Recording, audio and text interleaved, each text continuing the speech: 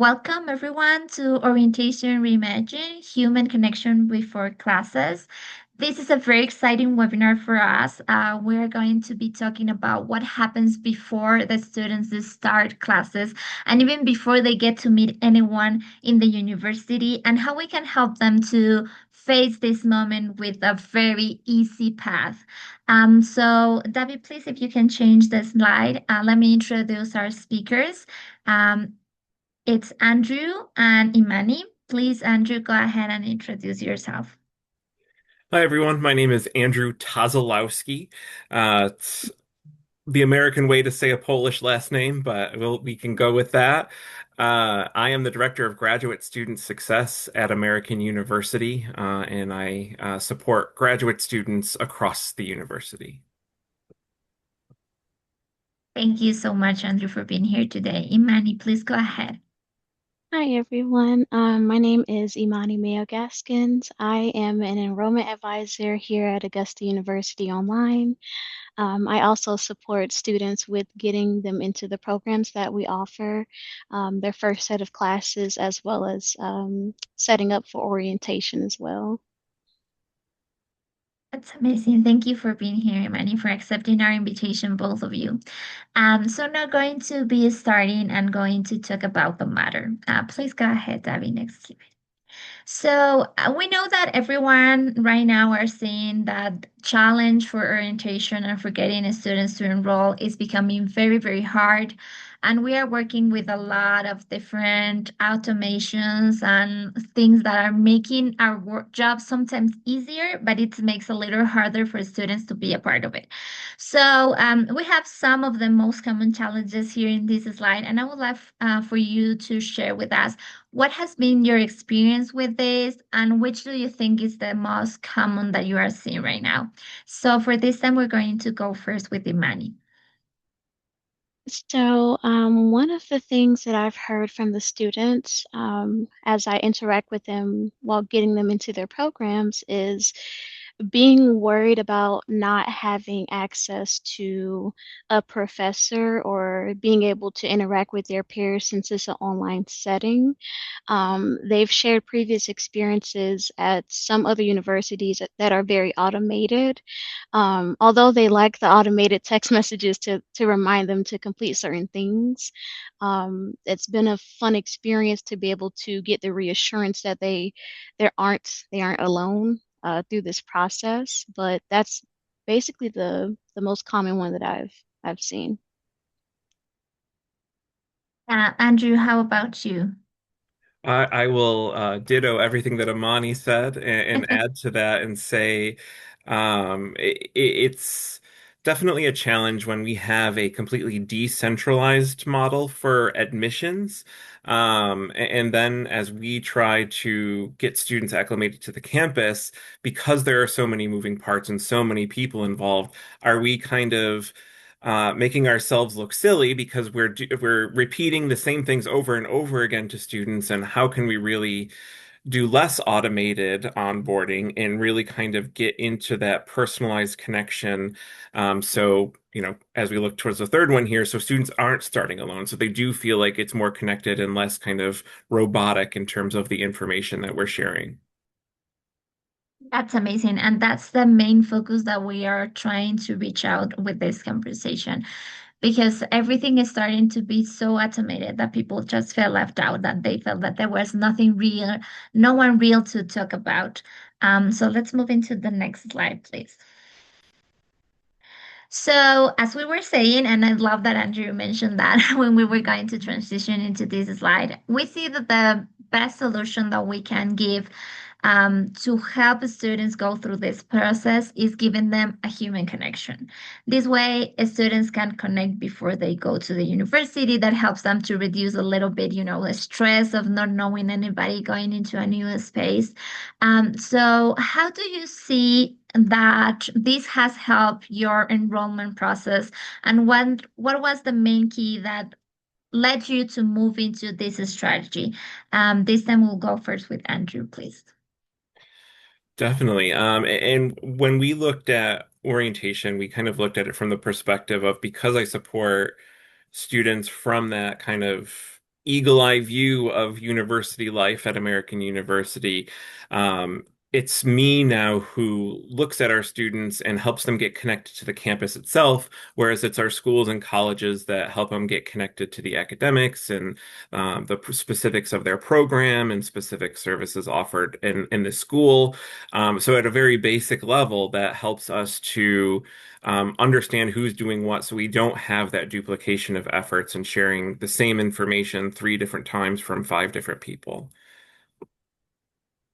That's amazing, and that helps a lot. Imani, what's your view on this? I would like to add to what Andrew said. Here at Augusta University, we try to give them as much resources prior to getting into their first set of courses.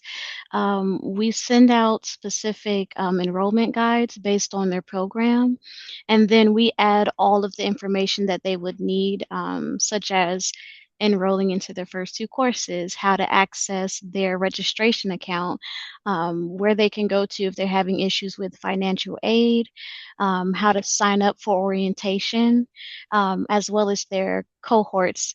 Once they get into orientation, we basically try to put them within that cohort together.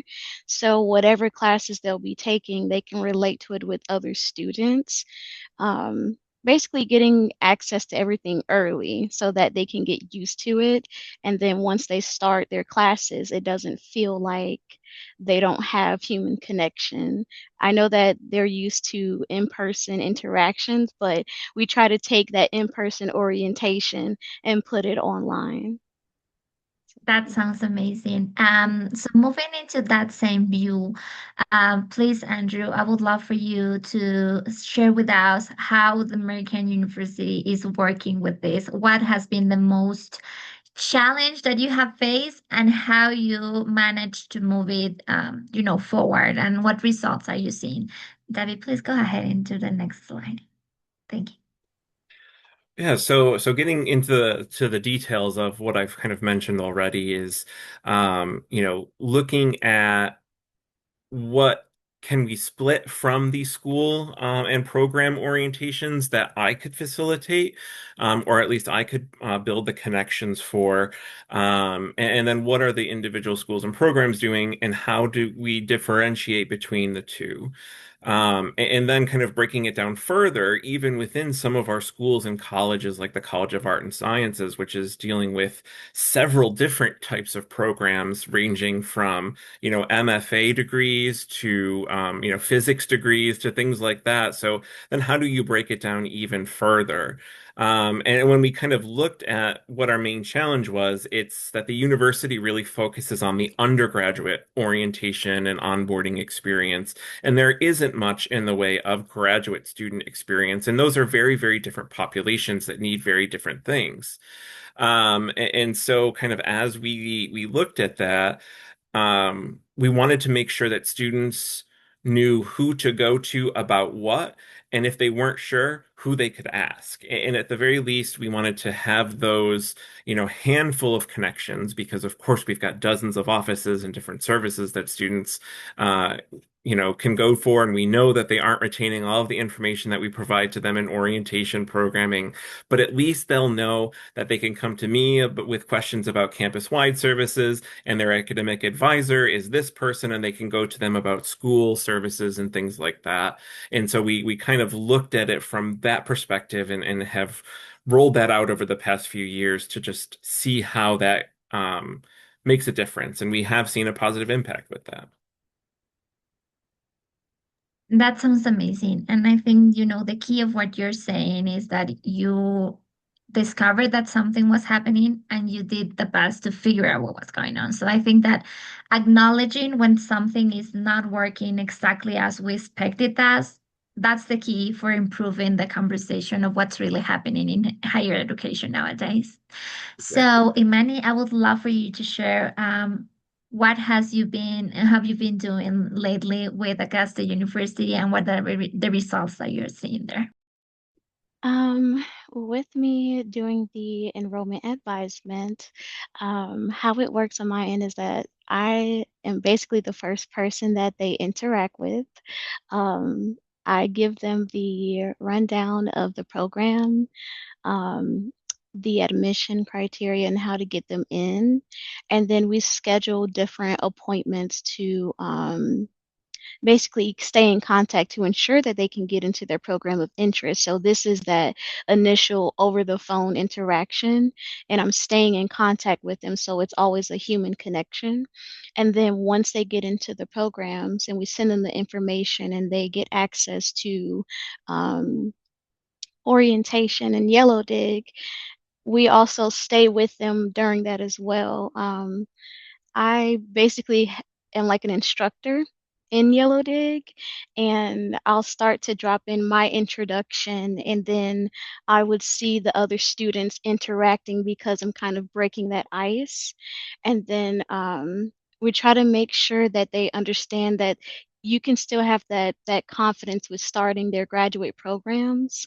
Um, and also giving them the access to work as a community because I've actually seen some elementary school teachers who all go to the same exact school as teachers, and they would give examples and talk about different scenarios and where they're at in terms of their program and things like that in Yellow Dig while doing each week of orientation.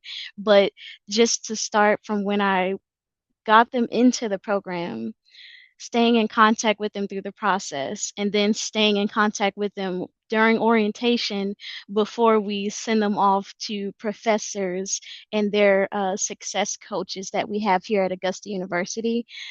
That's like a beginning to the next what is it, the next pinpoint of their journey, and they can always reach back out to us. We don't cut off the access.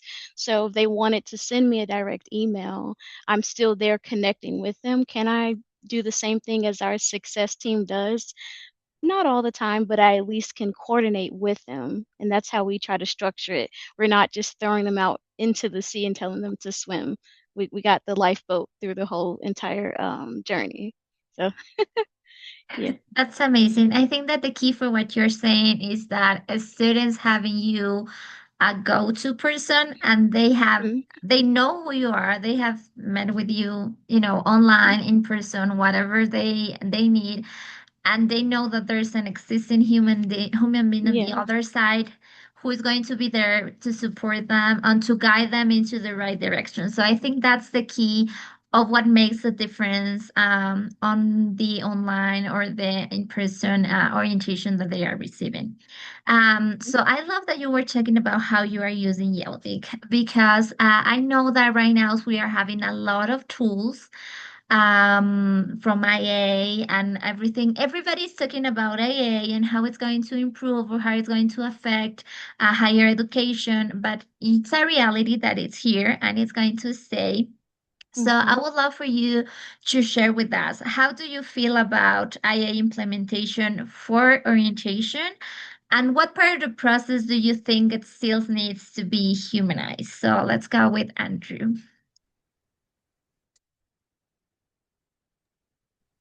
Couldn't find my unmute button. You'd think after all these years I could just do it like nothing. But I think in this particular instance, I think about our human resource master's program and how it was recently paused and we relaunched it. And when we relaunched it, we automatically started using Yellow Dig within that program because it kind of gave us the opportunity to really build it from the ground up and say, what exactly do our students want to get out of this? What is it that's more important to them? Is it the humanizing the institution, to use what's right on the slide, or is it that pure social connection that they want? Because I think that in our HR program specifically, we're hosting a lot of our classes asynchronously. So they're not necessarily getting that time to chat with each other in class, whether it's online or in person. So this kind of gives us that opportunity to bring students together to say, um, what do you want to use this for? What's going to benefit you the most from this? And I think that, um, yeah, I can let Amani add to that as well. Okay. I do agree that using AI tools is really good. It does take away the baggage, as you would say, as us having to send out singular emails to complete certain orientation assignments, for example. Using the AI tools allows us to send out an automated message to all of their emails instead of having to do it one by one. Um, it also helps with how they want to fix their verbiage because maybe not everyone has the same exact writing skills as others. And so just having those AI prompts like, hey, do you want to make this message a little bit more relaxed tone, natural tone? Of course, you don't want students to abuse AI, but it is here, like you said, Phelan, and I do feel that we can still keep it humanized by checking on those responses, setting certain boundaries, not only in orientation, yellow dig, and the courses themselves. We still have to keep those boundaries because we don't want someone to rely on AI so much to where there's no personal responses. Um, but it does make it easier in terms of communication as well as tracking the interaction. Because I know that when I was in Yellow Dig, I I didn't always see if a student responded to whatever I posted or had any questions until the automated messaging told me in the email, hey, someone liked my post, someone had a question about a specific topic. You see that there's multiple students interacting with this specific post. And then that allowed me to pause what I was doing, whether that was my normal day-to-day workload, go in and check and respond to them. Sometimes it may have been the same day or the following business day because you can't really determine the workload during the daytime. But the AI, it's really good because I would have never known that they reached out to me. So yeah, I think it's a good tool, but you just have to have some type of boundaries. Yeah. I love what you're saying. I think that everything is a balance that we need to find. We're still going to go through this process for some time before we feel comfortable with where everything is settling. But I think that the key to everything is keep moving and keep trying to find that balance so we can still keep the human connection that students need, especially when they are entering a new career, when they're starting a new process, a new study background. They come from different parts of the country, so they always need someone to make them feel like welcome and that they are going to be part of something bigger. So let's go into the next slide, please, Debbie. So I would love for you to share some of the practical strategies that you have been using in your institution that you see that have worked. I put some options here that if you want to talk about them, that's fine. If you feel that they are not representing, you can just add your own. So let's go this time with the money, please. Thank you. So at Augusta University, like I said before, we have everything structured as we get them into their courses as new students. What we do is give them access to everything, sign up for it, and then our orientation, we're reaching out to students and actually grading the assignments and checking to see if they completed our orientation modules.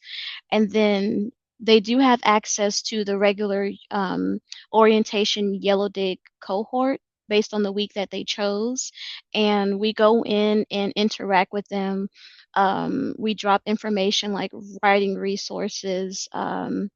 AI was one of the most recent ones during our last orientation cohort. And then as they get closer to middle and end of the yellow dig usage in orientation, we give them access to the student hub. This is something that they can go back into while they're still doing their courses. So, hypothetically speaking, if they needed to go back to a student resource that was posted, or if they want to interact with the students that they met during orientation, they can access it there. And then we've also implemented outside of school resources like festivals, what's happening in the surrounding areas, and also links to where they can sign up for those different things and try to give them room to interact outside of the traditional school setting where you have to make a discussion post. This is more so where they can interact outside of that. It's still, Yellow Dig is still within the courses themselves, but the Student Hub, we're trying to design it to where it's authentic, as you would say, where they can post the things that they like. We do moderate it to make sure they're not, doing anything inappropriate, of course, but that's how we've designed it so far, and I like it based on what I've seen. I wish I can display it to you, but I can only give you the example itself. So that's all. That sounded something very interesting. I would love to be a part of that and getting to know what's going around. Andrew, please go ahead. Yeah, I think about the AI piece too from the academic perspective of, as we're kind of implementing AI tools into something like this, it's kind of giving students a primer on responsible use of AI, in kind of a lower stakes environment, so it's not, you know, if a faculty member says, please don't use AI in my class, or it doesn't have any regulations on it, and somebody's using it to write a paper, that's a much different conversation than we might be able to have if, there's a misuse of AI in this platform. So it's kind of giving us that indirect in with students to kind of say, here's how we can responsibly use this, as opposed to having that first kind of misstep by a student be in the classroom. So that's what I was thinking about as Amani was just talking too about kind of how AI is, it's a tool that's not going away for the foreseeable future. So how can we help students use that responsibly? That's amazing. So now I think that we're going into a part that I would love for you to start sharing with us what's your experience that you have been with having with Yaldic. So if many of you can just share how has it been for you, that would be great. Thank you. For the Yellow Day community experience, it's been really fun. I know that as we post the different prompts for interaction, it does kind of take away that nervous anxiety feeling that students may have, kind of breaking the ice essentially. Once I make my post, they respond to it, like I said before. But then as kind of take my hands off of posting in the Yellow Day community, I see that they start to have their own questions, have their own ideas, talk about different things that they're going through in terms of their personal life. Um, Part of our orientation that we have for Yellow Dig, there's a prompt where they have to post like a picture or video of themselves as like an introduction, and then other students respond to it. I'm not sure if you do that in the courses, Andrew, if you guys do that there. But that is something that we have in our Yellow Day community experience. I've also tested out posting memes because when I respond to my messages, I like to respond in GIFs and memes. Maybe it's just my generation, but I like to do that, and it kind of allowed the experience to be a little bit more enjoyment. Lots of educational students that I've saw so far. So they would post like their animals, their different what is it, the classroom settings. Of course, they're not sending pictures of the students or anything like that, but they would show us what their desks look like or pictures of themselves with their degrees, and then possibly wanting to get a doctorate degree. Just different topics is what I'm trying to convey, but it's been an overall good experience. Um, Also, I'm looking at this chart and it's actually very accurate. I realized that the more topics that we have in the Yellow Dig community, the more student interaction. And as the weeks progressed, even with orientation, we did see an increase in student interaction. And that's on top of us as the advisors and instructors for this reaching out to them and letting them know that they have access to it, because some students didn't know that this is where they should go, and we would guide them into the community and then let them know that they do have permission to post in there. And then when you see them, that one student that's kind of straggling behind make a post, is a very reassuring experience that our work is not going unseen, as I would say. So yeah, that's the overall experience. That's awesome, Imani. And I love what you said in there, fun. Because these kind of things, when you start going into a new place, you need to feel secure, and giving you that space of fun makes life a little easier. Andrew, I know that you're not using right now as for orientation, but I know that you are using it in other courses. So I would love if you can share the experience that you're hearing from the instructors that are using as how do they feel about ELD? Yeah, I think it kind of goes back to where we started the conversation too, in terms of that humanizing approach to everything.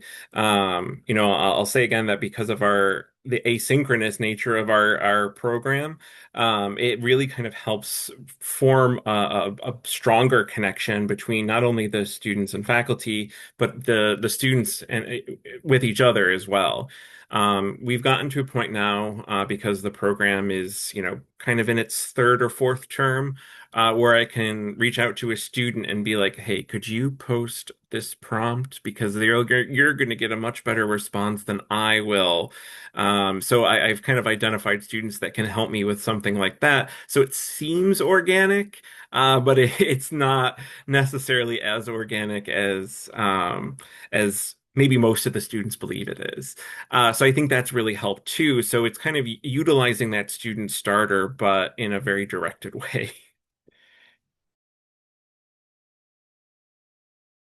Sorry, I happens the same that happened to you before. I thought I mute myself, but I didn't. So hey, I think that what you're saying is amazing because sometimes you have to do what you need to do to get people engaged. And if that means that you can, you know, ask for help for some of your students to, get the conversation going, that is great. And it would also make it, it will break the ice so people will start to feel, confident and start sharing what they really want to say in their Yahudi community. So finally, I would love for you to share with us what you think is our final takeouts. If you want to share some advice or something with our webinar attendees, just let's go ahead with the menu. For the final takeaway of things, Yellow Dig is a really great resource of a tool. It does allow for that organic human interaction, with us being asynchronous. And it does allow for students to have access to resources amongst themselves, because it can come off a little bit instructional coming from the professor. Andrew, that's a really great idea. I might have to put that in my sticky notes on the back end. Um, and then for the AI tools, I know that we have it is not going away. Um, we can still have that human layer with interaction using Yellow Dig. It's just that some of those AI tools will make it a little bit easier with the speediness of the process, as well as reaching out to students if they, well, from my experience, is if they respond to me and I may not get an immediate notification, the AI is there. And then for starting early before they dip into their courses, it's a wonderful tool. It breaks the ice to allow them to interact amongst themselves. Um, it allows them to get comfortable with the online aspect of things if they've never did online school before. It just helps and allows them to transition into online courses and how Yellow Dig may be used in the course itself with a professor. So 100% 10 out of 10 for Yellow Dig. Amazing. I love that. Andrew, please go ahead. Share your final takeaway with us.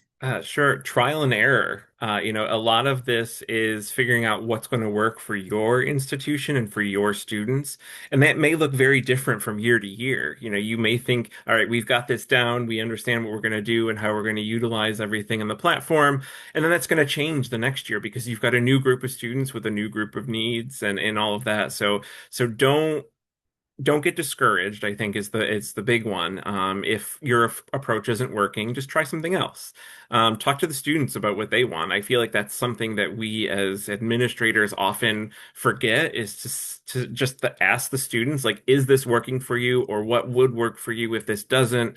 And just kind of doing those regular check-ins, and not being afraid to pivot if what you're doing is not working.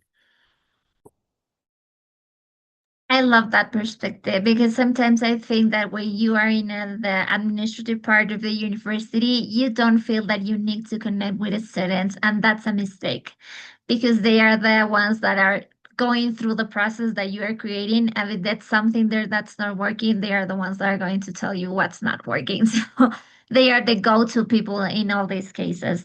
So I was asking if we had any questions. I don't think we do. So with that, I wanted to thank you again, you, Andrew and Amani, for joining this webinar, for accepting our invitation. I will just leave you if you want to say something extra. And thank you so much for the people to join us. It has been a great conversation. Imani. I wanted to say thank you for having me today. This was a wonderful experience. I actually took a little bit of side notes for what you were saying, Andrew. I do hope that we get to expand Yellow Dig into our institution beyond where it's at now, because it's already great how it is, but we can always add to it. For sure. Awesome. And I think that's the same for me too, in terms of, because Amani and I have different scales of how we're currently using Yellow Dig. It's kind of just, what works really well in kind of my smaller group, and, how can that be expanded in the ways that Amani is talking about, I think is really helpful for me as well. Amazing. And I think that's why we do these webinars, because we would love to share with with the other universities what we're doing and what is working. I think that we have a question in the chat from Jay. It says, what do you believe the future of Yale could be, applicability to the new generation of adult learners? So I think that question is more for us. So in this case, I know that we have in here our amazing team of client success. So girls, I don't know if you want to respond to this question. Deb, Vicky, Danny, I know that you're here. So if any of you wants to respond to the question, um, okay. So I'm going to unblock some of you. Okay, no, I think not. So maybe I think that Yeldig, what we're trying to do right now in Yeldig is to keep adapting to what's going on in the world in the education industry. Our main focus has always been to help students to become a part of what they are doing, especially when you are on online learning. When you're studying, you don't want to feel isolated. So we work under a principle to make this happen. To the new generation of adult learners, I think that we are giving them that same point that we've been talking about, the human connection, the part that you're going to feel that you have someone in your class to relay in, to share your experiences, to get to know and to learn from what other students are sharing. And to improve what you are learning in your class. So I love the question. Thank you so much, Jane, for that. And I think that we are looking into a big change in higher education, and we're going to be needing to adapt. And I think that Yeldic is a tool that is going to help a lot to keep the human part of education alive. Because even though we have a lot of technology going on, people always come back to that, to feel that they belong, to feel that they are a part of something, to share what they are living in the university, to feel that they have some shared experience with the people that are around them. So I think that is how Yaldic is going to be applicable in the future and in the new generation of adult learners too. So any other question that I don't see in the chat? Um, Yes, that is true. A key to student engagement and success is human connection and community. That's amazing. Thank you, Jay, for sharing that. And thank you all for being here. I give you back your Thursday, and we'll see each other in another Yeldy webinar. Thank you again, Andrew and Manny, for accepting our invitation. And have a great day, everyone. Have a great one. Thank you so much.